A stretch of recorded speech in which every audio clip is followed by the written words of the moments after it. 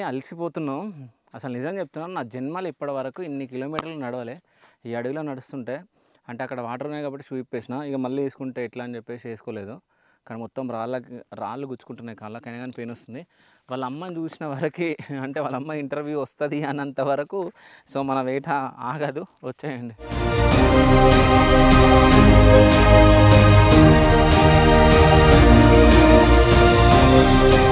మొత్తానికైతే ఒక విలేజ్ అయితే వచ్చింది.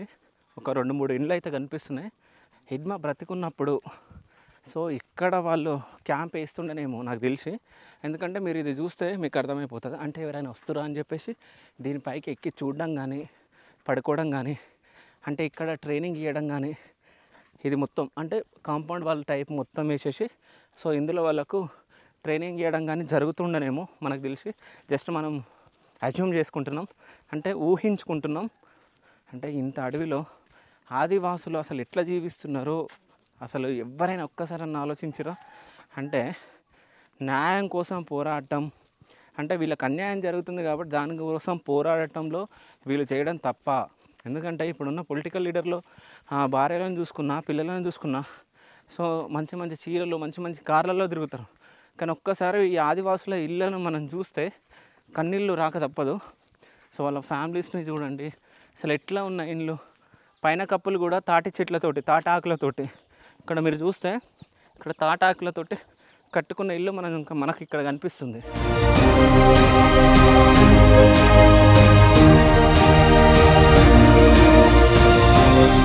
అమ్మ మీ పేరు పేరు జోగి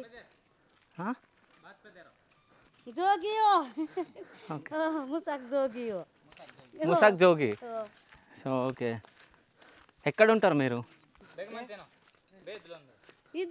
ఇక్కడ ఉంటారా? ఓకే. ఏం తీసుకొస్తున్నారు?